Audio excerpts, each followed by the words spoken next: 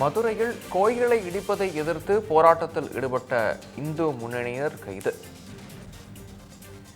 மதுரையில் கோயிலை இடிப்பதை எதிர்த்து போராட்டத்தில் ஈடுபட்ட இந்து முன்னணியினர் கைது. இதுகுறித்த விவரங்களை வழங்குவதற்காக இணைகிறார் செய்தியாளர் நாகேந்திரன். விவரங்கள்.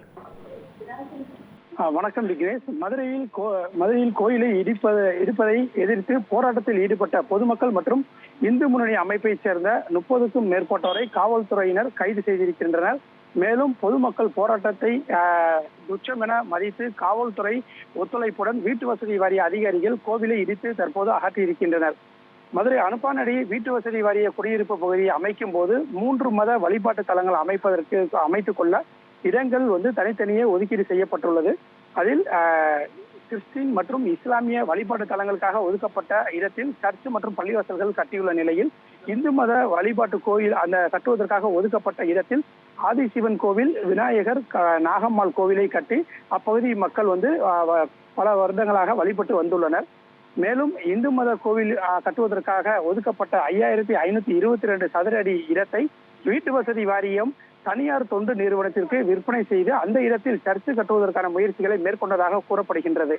இதனை எதிர்த்து நீதிமன்றத்தில் வழக்கு தாக்கல் செய்யப்பட்ட அதன் அடிப்படையில் சம்பந்தப்பட்ட இடத்தை இந்து மத கோவில் கட்ட வேண்டும், இந்து மத கோவில் மட்டும்தான் கட்ட வேண்டும் என நீதிமன்றம் உத்தரவிட்டிருந்த நிலையில் வீட்டு வசதி வாரிய அதிகாரிகள் முறைகேடாக தனியார் தொண்டு நிறுவனத்திடம் பணத்தை பெற்றுக்கொண்டு அந்த தனியார் தொண்டு நிறுவனத்திற்கு ஆதரவாக கோவிலை இன்று இடிக்க வீட்டு வசதி வாரிய அதிகாரிகள் காவல்துறை பாதுகாப்புடன் வருகை தந்ததை அறிந்த அப்பகுதி பொதுமக்கள் சுமார் 100க்கும் மேற்பட்டோர் இந்து முன்னணியுடன் இணைந்து போராட்டத்தில் ஈடுபட்டு இருந்தார்கள்.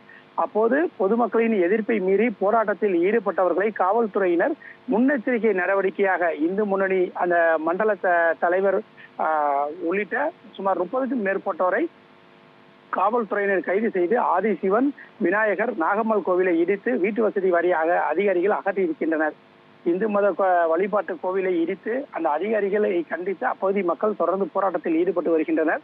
சம்பந்தப்பட்ட இடத்தில் கிறிஸ்துவ தேவாலயம் கட்ட முயற்சித்தால் கடும் போராட்டம் நடைபெறும் எனவும் பொதுமக்கள் தெரிவித்து இந்த போராட்டத்தில் ஈடுபட்டு வரும் நிலையில் ஏற்கனவே இந்த வீட்டு வசதி வாரியம் அமைக்கும் போது பேருந்து நிலையம், நூலகம் மற்றும் விளையாட்டு மைதானம் ஆகியவற்றிற்காக ஒதுக்கப்பட்ட இடங்களையும் வீட்டு வசதி வாரிய அதிகாரிகள் தனியார்களுக்கு விற்பனை செய்ததும் இதன் மூலம் தெரிய வந்திருக்கின்றது. விக்னேஷ்,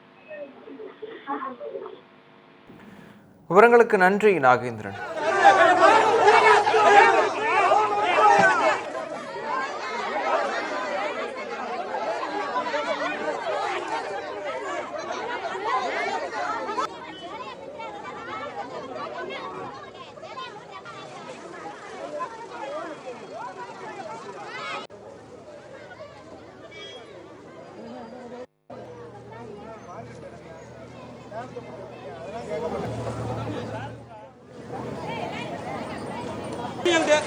போய்